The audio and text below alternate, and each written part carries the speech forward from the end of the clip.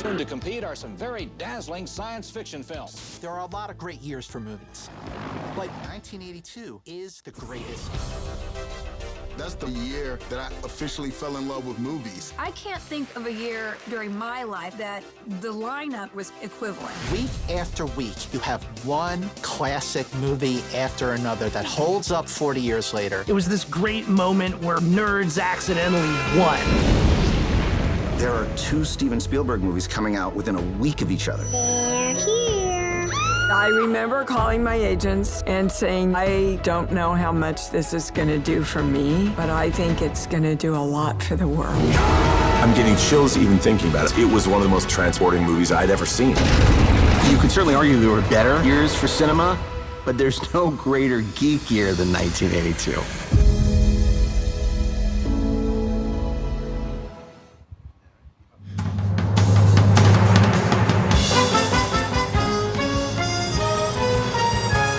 Ladies and gentlemen, welcome.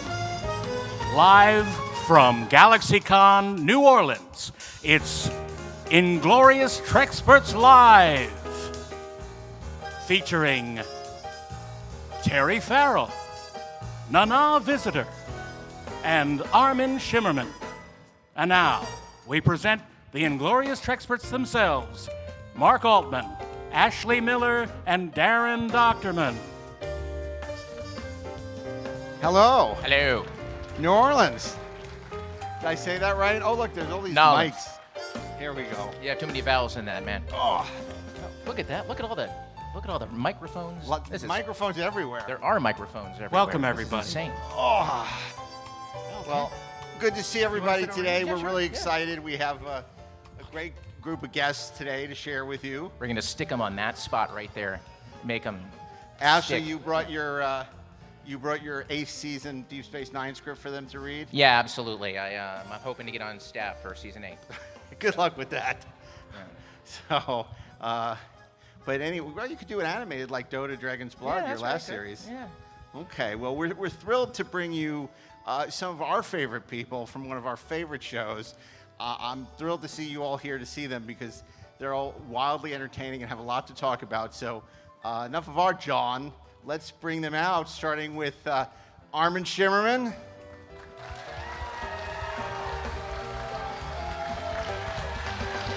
Terry Farrell.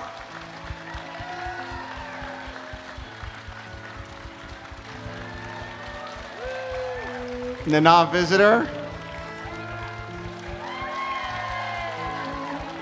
And Avery Brooks. Oh, no, he's not here. But some of you thought for a second, if you're deeply maybe. uncomfortable, we're doing it right. Do you have a mic? Okay. Do I have a mic? There should be a mic. Oh, there it is. Okay. See? You know, if I have a whole couch to myself. if Brock Peters was still alive, he But would he's have been not. great to have at the New Orleans convention. Yeah, But yeah. he's not. He's not. How are we not talking about that?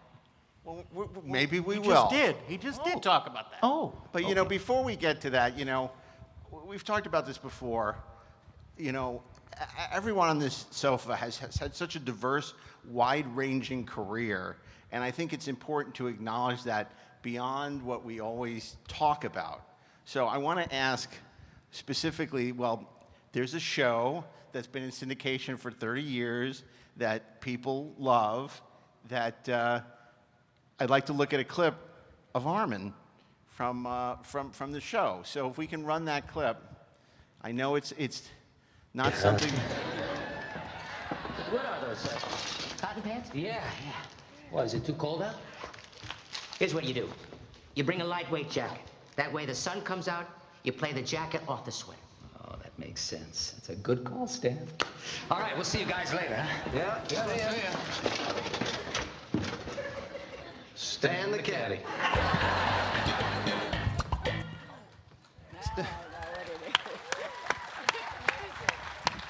Where did you get that, and why did you show it? You know, you don't just play Ferengi. You know. I play caddies as well, yeah. Play caddies as well. In fact, my first job was a caddy. That's where I got these shoulders, yeah. Everyone's. It also proves that everyone's has a different favorite show, and you think, oh, Seinfeld must have been a great experience for you. No. Oh, no. No. I've already gotten in trouble doing this once at a convention. I'm not going to do it again. Okay. We're going to move on. Thank you.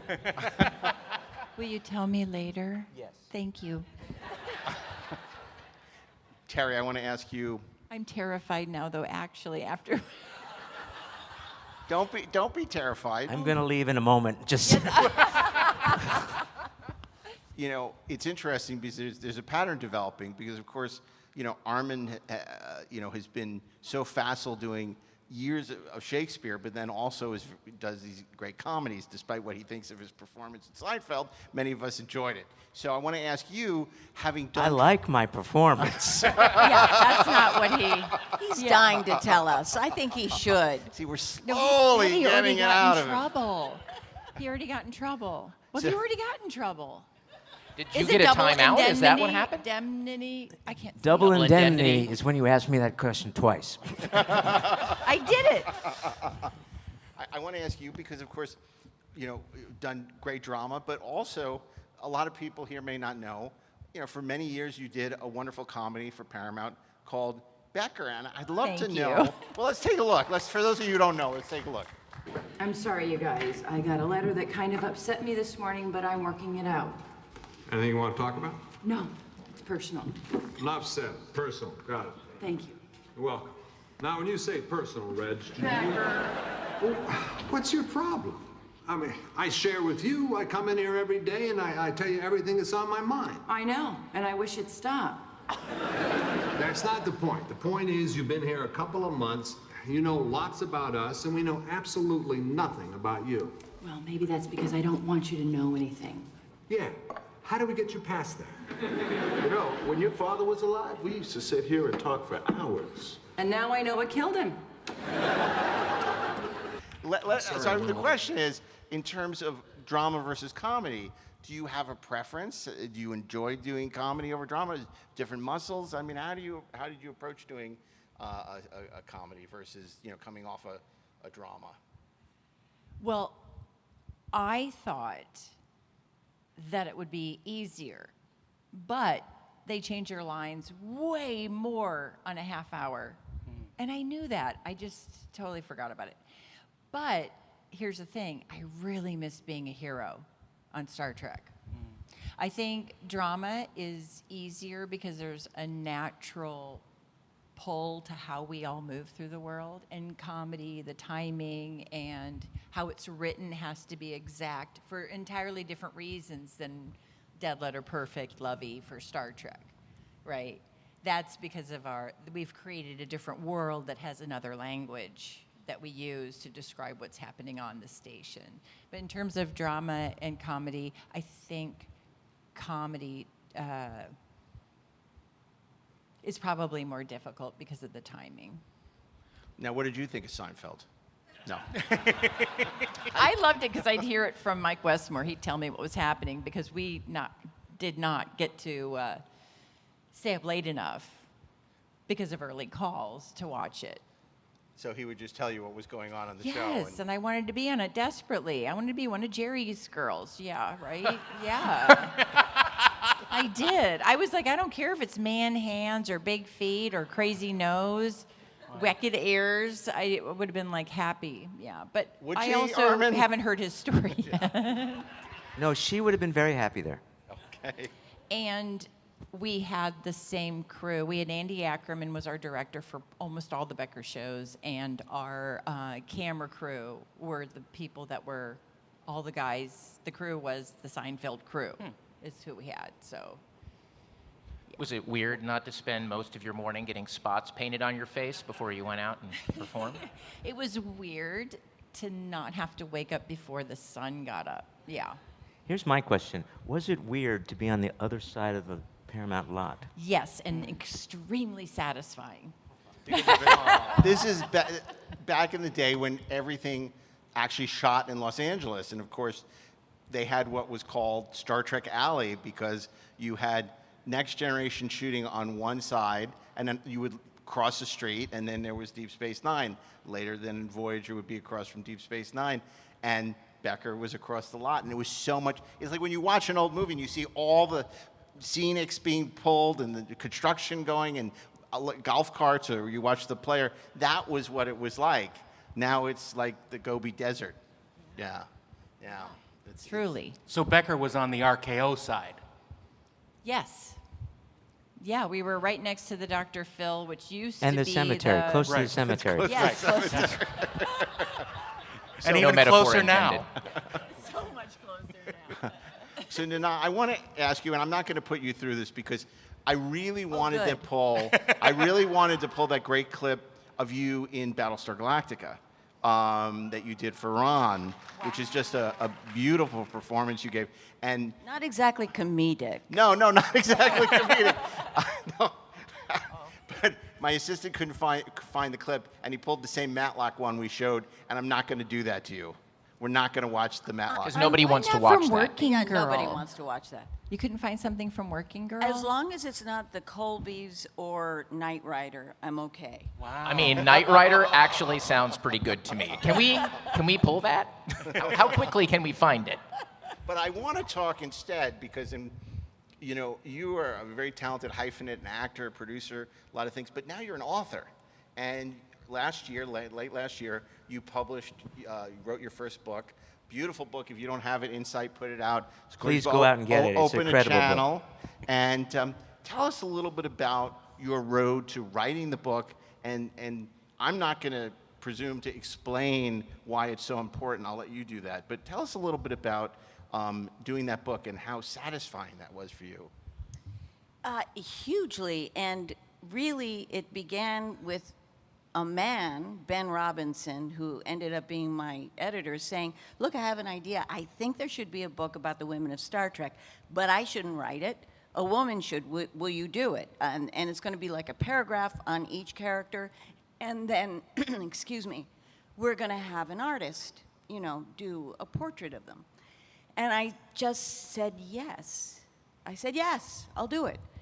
And then I said, but what if we examine the culture of the decade that this show was happening in while we look at what the women were opening people's minds to, that, the space they could fill in the world, and see what, was there a deficit there? Was there, what were the differences?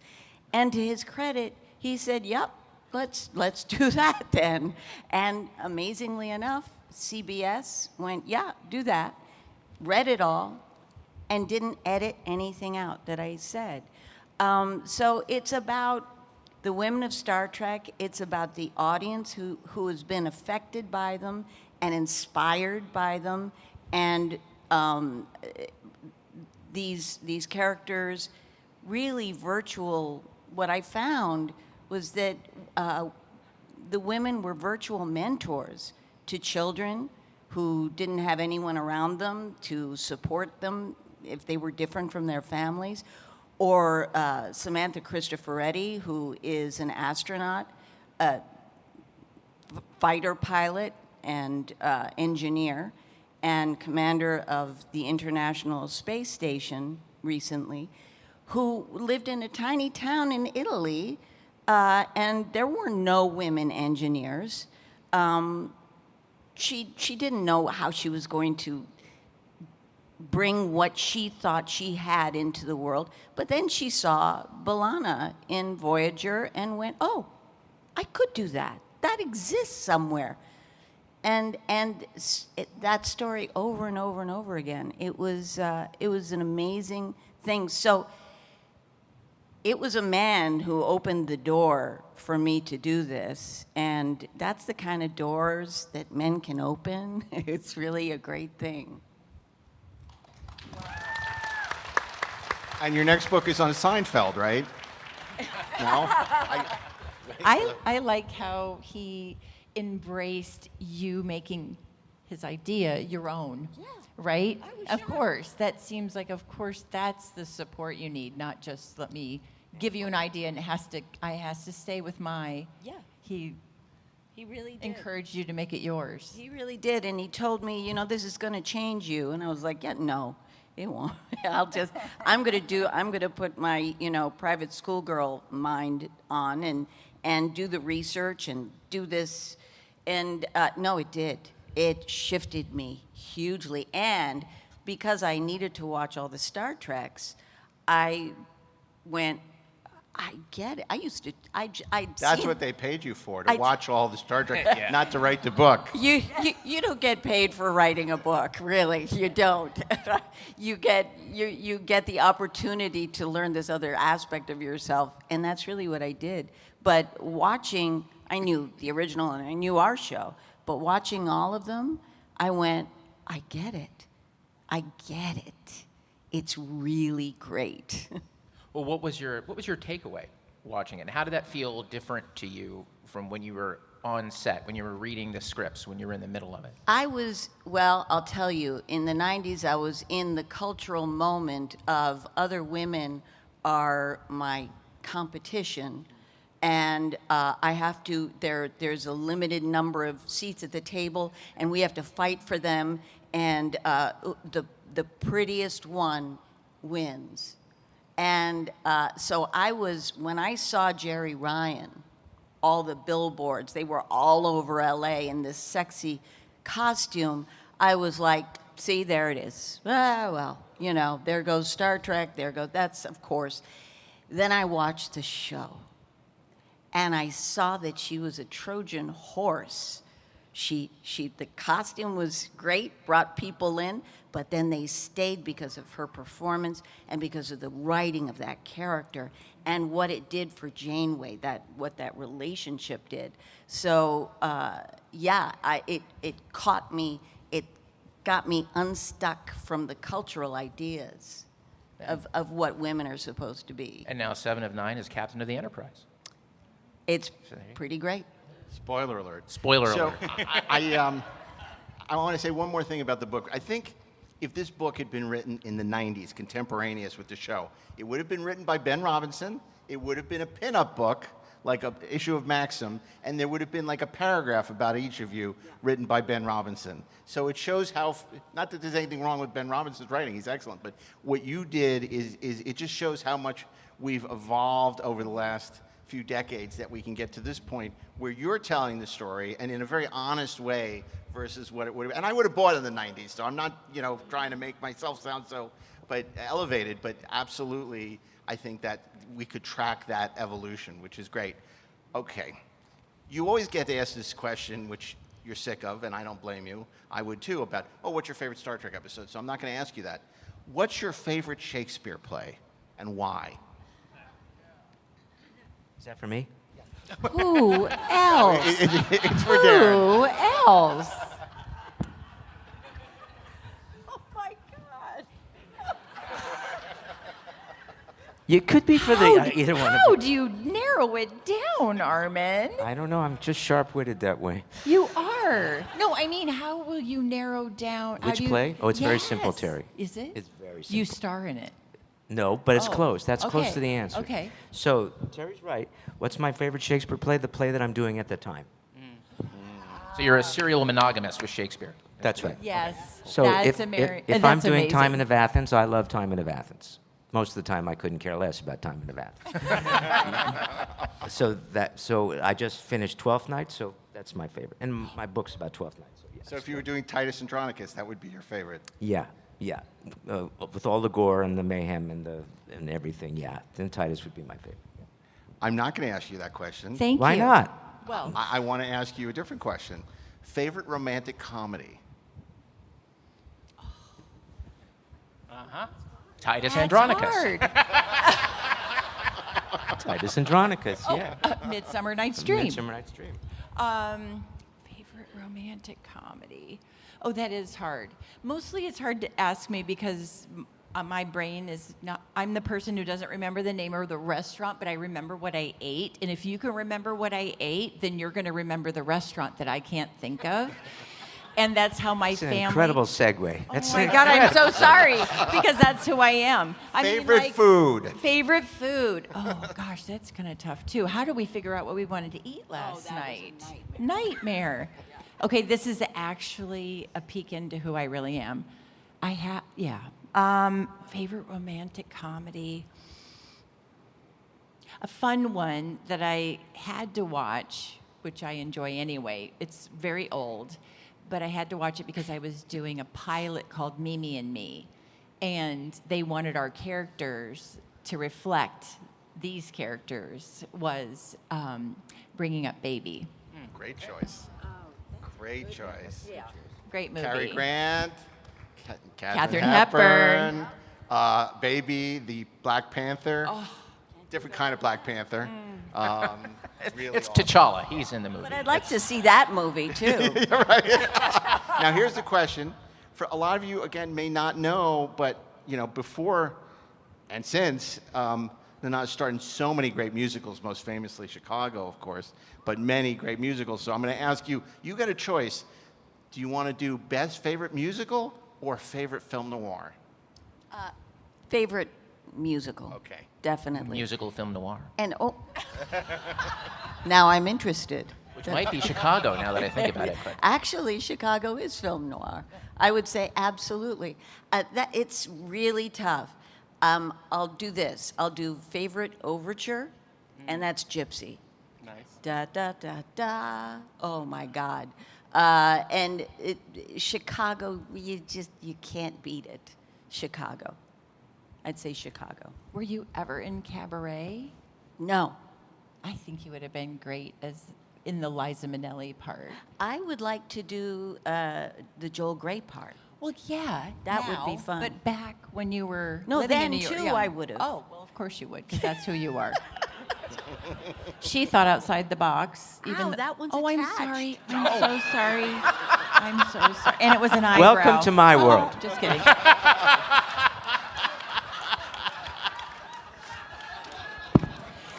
How did you get any filming my God, done? I am so sorry.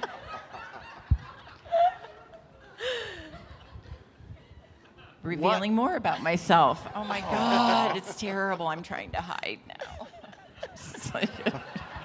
What's a role? And this is for any of you. What's a role you would have loved to have played that you didn't play? And it could have been in that show Deep Space Nine that you all did, or it could be in another show, or a play. But what you just mentioned Joel Grey and Cabaret. So what is that kind of role that would be just fantastic? You'd love to play that you haven't played in your career yet. Yeah, I mean, Mama Rose in Gypsy, which you don't know. Does anyone know that musical? Sure. You do. Yeah. You do. Oh my gosh, quite a few of you. Yeah, and it's on Broadway now, I think. Yeah. I think that is a powerful part, really powerful part. I think that one. If not Maleficent, some character like that. An evil queen, very powerful and deceptive. Yes, 1,000%. So I'm close to Terry. It's not an evil queen, it's an evil king. I've played all the other parts in Richard III, but I've never played Richard III. Oh. Do you have a favorite movie version of Richard III?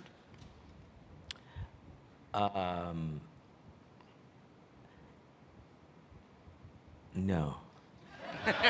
Actually, yes, but it's not Richard III. It's Al Pacino's film, Looking for Richard. Oh, right, yeah. Oh, nice. Yeah. Interesting. I'm really partial to Richard Locrane's Ian McKellen version of Richard III, where he said it sort of during Nazi Germany. Yeah, I saw that on stage. On stage, it wasn't so good. So, do you love how he does not hold back? Yeah. He doesn't. But there's no anything on it. It's just that's a fact. It's great. I know. In my mind, it is. Yes, it is. I agree with you. Well, But that's he's always probably been why like we're that. friends. So in your mind, he did not pass. Yes, you're quoting something that I said on not on Shakespeare, but certainly Star Trek. Yes, this shall not pass. Yes. I think that's what you were referring to. Yes? No? I was just doing Lord of the Rings, but that's Oh, okay. oh. No, actually, they gave me a line like that in the penultimate episode of Deep Space Nine.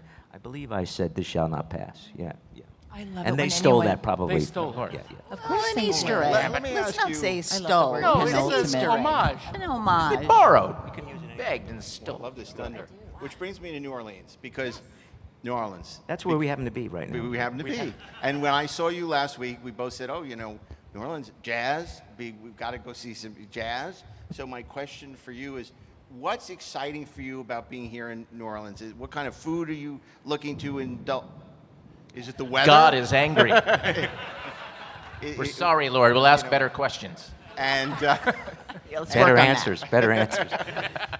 and you know, also musical genre. Is jazz your jam, or like? No, classical music is my jam. I love Broadway tunes as well, but and there's nothing more exciting than listening to the opening, you know, the orchestra starting. But as far as food, yes, New Orleans is great for food, and I have not had the opportunity as yet to sample some of the great cuisine that is here. You can't go any place in New Orleans without good food, so yeah. What about you, Terry? Well, we had some pretty great food last night, and that's what we were struggling on. What do we order? It's difficult. So we really don't have enough time to kind of. But music. What's your music thing? Oh, music. If we looked on your phone, like, what are you listening to now? Actually, I'm listening to 21 Pilot because I've been listening to Max's music. Your son? He's 21, and he's going to go, yes, because I feel a little out of step. And so I thought, well, to jump back into music to try to, because there are times in my life where I get very interested and I ask people what they're listening to. And then there are other times that I just have to hear the same stuff. But I kind of got, not that I'm sick of Dave Matthews Band, but I have listened to it ad nauseum. So, but I also put on, I love Billie Holiday and all that really old-fashioned jazz.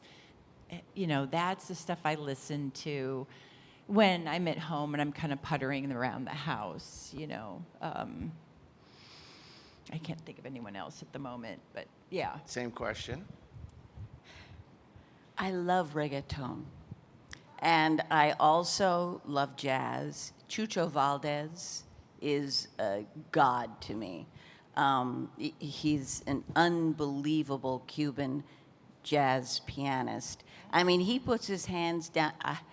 He puts his hands down on the piano, and they just like this, and both of them almost cover the keyboard. Wow! He is unbelievable, and yeah, I try to see him wherever I can. Well, I know in the past when people ask, you know, would you want to, if you know, by some miracle, Deep Space Nine ever came back to television, would you do it? Don't count on it. Well, I was going to say, yeah. The answer, everyone would say, oh, of course. But you, Armin, have been very adamant. If such a miracle did happen, not really interested. Not as a series regular, no.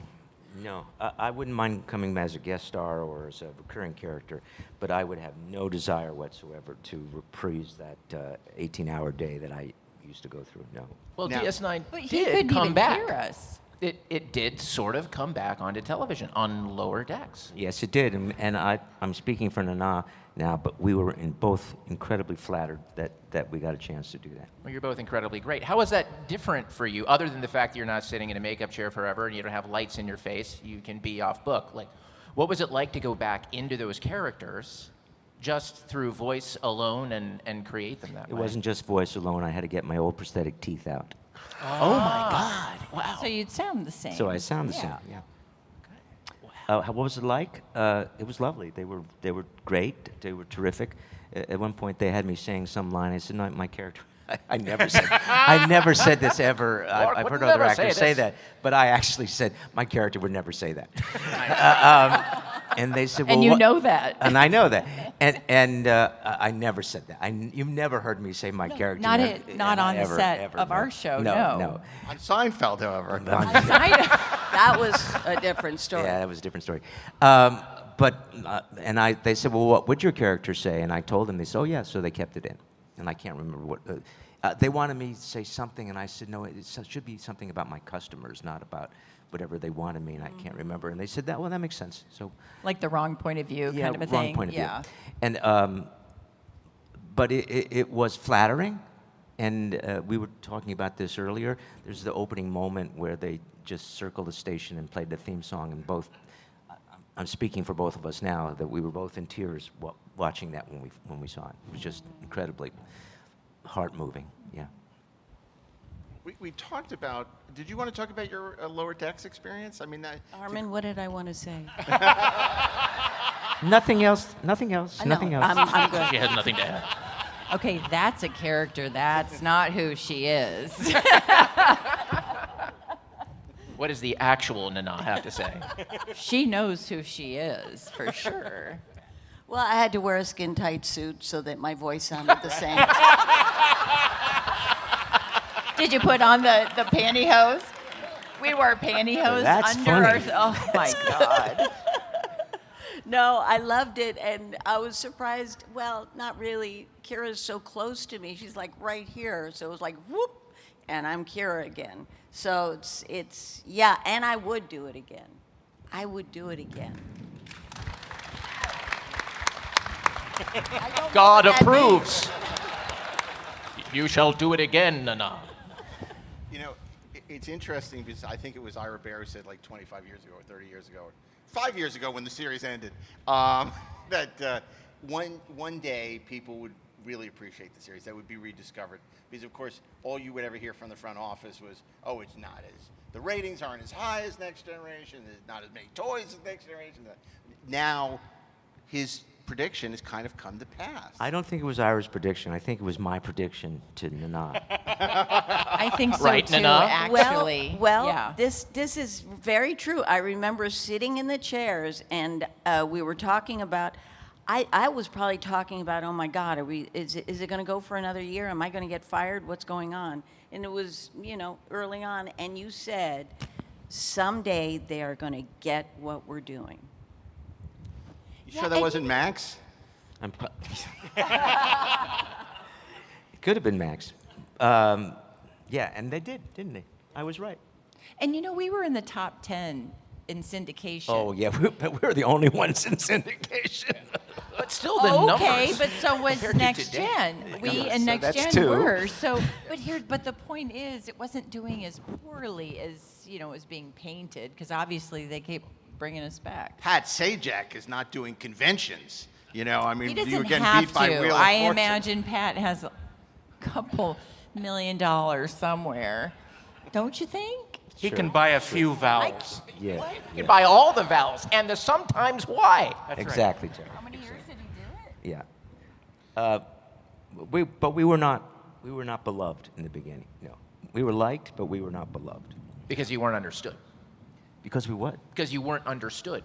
Because we were serialized, and if Yeah. someone missed an episode, and then where Ahead of its time. Yeah, and we were preempted all the time, so it was like, well, now I don't know what's going on, so they just stopped. And also, we had some concepts that were Different. tough in the 90s. Yeah, intense, for sure. Has your opinion about the show evolved? I mean, I'm sure you haven't watched it in a long time. You're No, doing a we have. oh, you're doing Terry the and I have, rewatch. actually. Tell us about that. What is your perspective? It's so different because obviously your perspective, having been there and made the show, is so different than us as people who watch the show. And how has it evolved at all? What was your impression looking back after all these years? Because I don't know if you even watched it when it was on. A lot of actors don't want to watch the show they're on. So what's that like going back and doing this rewatch now? And then I want to ask you about watching for the book. Do you want to start? You can. Okay. As long as you finish what I've started. I will finish what you start. Thank you, That okay. sounds perfect. Okay. I will not leave you hanging. I Thank just you. need to So adjust my skirts. Terry and I are involved in a blog called Delta Flyers, where we review all the episodes of Deep Space Nine. So we have indeed been looking at the episodes. And has it evolved? Yes, there are things that the writers were doing that I didn't realize would be so important now, 30 years later.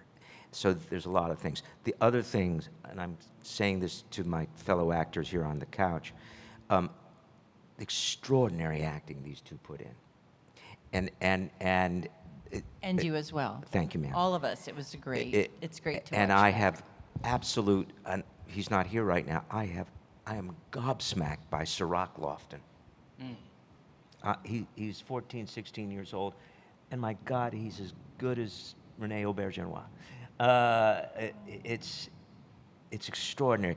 And what the directors were doing, which I paid no attention when I first watched it, I'm gobsmacked by what they're doing. But the stories, the reason we're more popular now, perhaps now, than we were before, is that the stories resonate. They don't seem old-fashioned at all. The stories are 30 years old, but they could be stories from today. Yes, it's a show I'm very fond of and attached to and I adore, but really, it's really good. Yeah, it really is. I wonder if you can speak to that as well. Just having gone back and watched it, if your perspective on the show as a result of time has changed the way you look at it, or you're able to evaluate it differently. I was in love with the show at the time. I was shocked I got to play like a dream role where, full spectrum. I got to be everything I wanted to be or even was, really, truly, as a human myself. And I saw and worked with all these people. And I had been a fan of René's, and oh my God, there he is in a scene with me, and Avery. So I even remembered Terry from this commercial and thought she was the most beautiful woman in the world, and there she was. So I was like, those moments in life that you go, there's nowhere else that I want to be. I am right where I want to be. That was that time for me. And when I look back at it, I go, yeah, wow, it was good work. It was good work. Well, it's interesting. All the shows have made San Francisco so important because, of course, that's where Starfleet headquarters is. But Deep Space Nine made New Orleans important because that's where the Cisco's lived. So, I mean, a very special show, I would think, in this town. And just to work with, Brock Peters, when you think about the brilliant performances and stuff like To Kill a Mockingbird, and, over the course of his career, just how terrific, and to have him on your show. But you had so many great people on your show. Frank Langella, Louise Fletcher. I mean, these are people who weren't doing science fiction in the era, and they all flocked to your show. What was that? Can I add something to add to talking about rewatching it? What I notice is because of the LGBTQ plus community and those, just our whole show, if you look at, there are episodes where you can see it helps move the needle forward, not just for LGBTQ plus. I was trying to avoid having to do all those initials again, but like her being a freedom fighter, the connection of your storyline, Armin, and the bisexuality. I mean, you had one of the first lesbian, what other way to put it, lesbian kisses on TV. Yes, Yeah. yes, and we didn't address that it was. No. The same sex wasn't the issue. But the point is that we all had storylines that moved the needle of our culture. They were things that were happening, but they were covered up. Everybody was quiet or in the closet about it. And look at where we're at now, 30 years later, what television looks like compared to what it looked like. And they're not preempting a show where two women are kissing. They're like, hey, you can't have a family without including diversity. And if I may, the elephant in the room, what Terry's addressing, we had a black captain. I've heard Yes. stories that. And they didn't even make him a captain to begin That's with. right. It was a commander. What the hell? And Oh, sorry. There was discussion. There was discussion at the very top, far above Berman, whether or not that was going to be acceptable to an American audience. Yeah, and they auditioned a lot of white actors for that role, and ultimately, that's why, as much as certain people get criticized, they were able to. The importance of Avery in that role is hard to articulate because it meant so much to so many people. Yes. And he's so brilliant. That's one thing. My takeaway rewatching it recently is how brilliant Avery is in that role. I just wanted to say, Ira, when I interviewed him, told me about hiring Avery. They were looking, it was a commander because they wanted a very young person. Actually, Siddig was originally auditioning. They wanted a young, like an upstart? Well, he had just lost his wife. He was in this confusing environment. They wanted him, and so Kai Opaka was going to be his mentor and advisor. But the writers, once they saw Avery had been cast, they went, "This guy doesn't need a mentor." So they killed Kai Opaka. Yeah, and a baseball bat. I want to also ask you because, first of all, the show is amazingly prescient. We look at what's going on with Russia and Ukraine now, or if you look at, unrestrained capitalism, all these things that are in that show. It's amazing how much it speaks to us today. But we just lost a wonderful actor that you worked very closely with. Harris Yulin. I would be remiss if I didn't mention him in that wonderful episode. Yulin was the Cardassian in Duet. And I cried watching him do the scene where he admits who he really was and what his shame was. And I cry every time I watch that scene. I cry even thinking about that scene. He was so brilliant, totally behind rubber, bringing the complexity of humanity to full life. It's not everybody who can be brilliant behind rubber. Exactly. And if I may, I've known Harris for a long time. We were not great friends, but we were friends. In fact, I was talking to Harris when I first saw Kitty. The first moment I met my wife, I happened to look over and I was in a conversation with Harris at the time in a bar in New York. I've known Harris for a long time, and he indeed was brilliant in that episode. Yes, he was. So were you. You guys were a great duo, the two of you. I think that was the moment that the fans who were hip to it went, "Oh my God, this show is for real." Yeah. It was a good Star Trek show up till that point, and suddenly it showed everybody what kind of a series it could be. And two people in a room. You don't have to have starships exploding and phaser fights, and it's just two people in a room, and it's one of the great episodes of Star Trek ever. Who has a really good question? Because I see we have like 2 minutes left. You have 2 minutes left. Who has a good question? Yeah, Mr. Worf? There's a microphone over there. There's a microphone. Take your batlet, go to the microphone. Get your batlet and the microphone. You now have 1:30. 29, 28. Thanks for being here. I was wondering if you had to pick an alien race from the Star Trek universe, what would you pick? I was curious to see if it related to your characters or if you picked something else. Humans.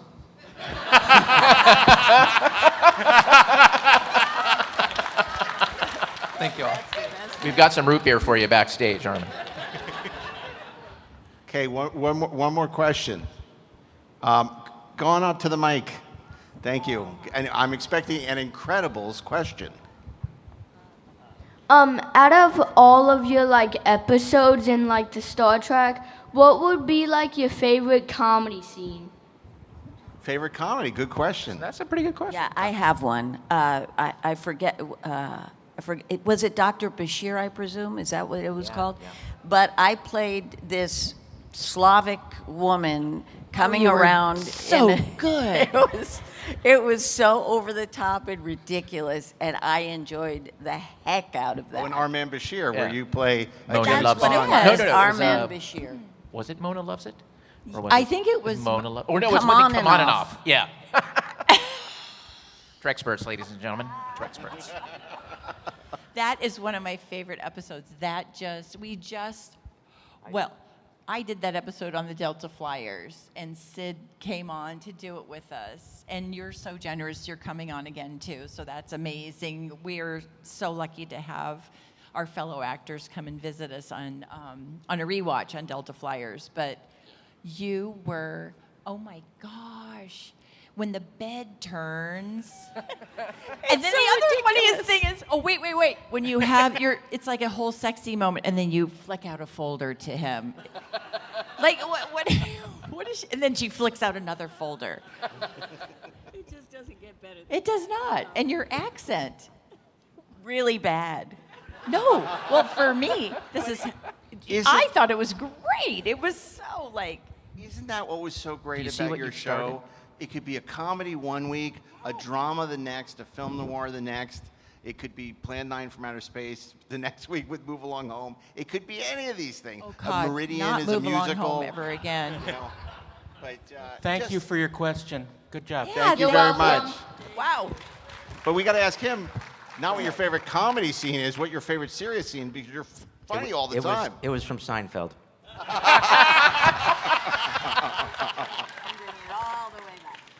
Fantastic. Well, we are out of time. I want to thank everyone so much for joining us. You were great sports.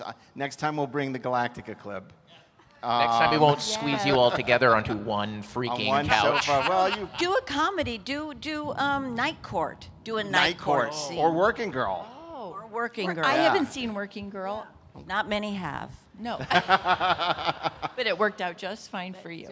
Yeah. Well, thank you, Armin, Terry, Nana. Thank Fantastic you. having you. Thank you, and Thank you glorious for coming. Treksperts.